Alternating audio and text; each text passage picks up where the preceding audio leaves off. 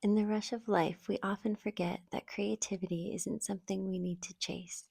It's something we were born with. But somewhere along the way, the noise of the world, the expectations of others, and the pressure to succeed can bury it. So, what if we could undo all of that? What if we could simply return to the essence of who we are? Every day, we are gifted with a fresh opportunity to connect with our inner world. Do you remember when you were a child, a time when everything felt fresh, when the smallest things had the power to spark your curiosity? The simplest of moments, like a puddle after rain or the way sunlight filtered through the trees, would fill you with wonder. It was in these small, everyday experiences that you found joy, where creativity and excitement thrived without any effort at all. Somewhere along the way, as we grow older, life becomes more structured. Our responsibilities grow, and the mundane starts to feel just that mundane.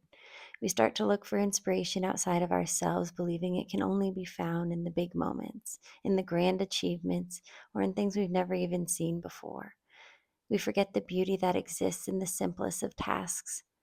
But what if that childlike wonder is still there, just waiting for us to reconnect with it? As we grow, we become disconnected from our own creativity. But the truth is, creativity is always within us. It doesn't reside in a distant place, it's woven into the fabric of the daily things we do.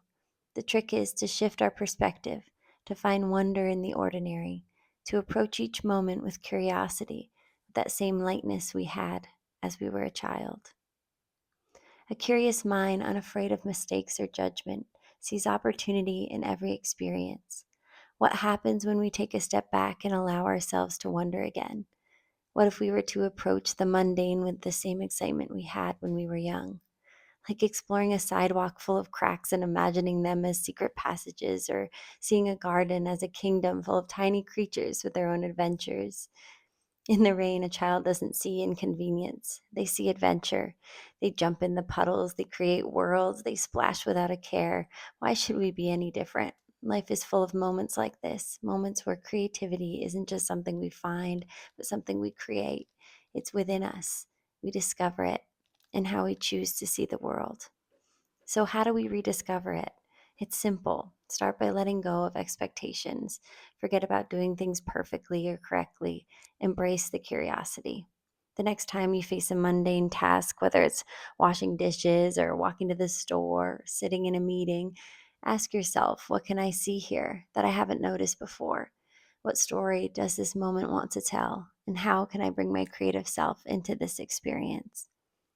It's in these moments, these small opportunities, that creativity can be reignited. You don't need to go searching for it, it's already there in your everyday world. It's in your curiosity and the way you choose to experience life, through joy, through play, through wonder. When we reconnect to your childlike spirit, you align with your truest, most creative self. And from that place, you can create anything. So embrace the mundane and find joy in it. Allow yourself to create without fear, to explore without limits. The world is full of opportunities hidden in plain sight. Curiosity is your guide. Let it take you back to that place where everything was a possibility. Let it remind you that creativity is not a distant goal, but a dance with every moment you live. When you rediscover the joy of simply being, the joy of curiosity, you'll realize you are the creator of your world. And in that world, everything has the potential to be extraordinary. So let go of perfection, let go of the pressure, and reconnect with your inner child, your inner creator. Life is waiting to be explored. The mundane is anything but. The process of creating a painting often starts with finding alignment and inspiration, gathering ideas, emotions, or themes that have resonated with me. This could come from nature, a personal experience, or maybe other art forms that have inspired me. Once that concept is clear, I create a sketch, usually a small, rough draft, helps me visualize the composition, balance, and key elements.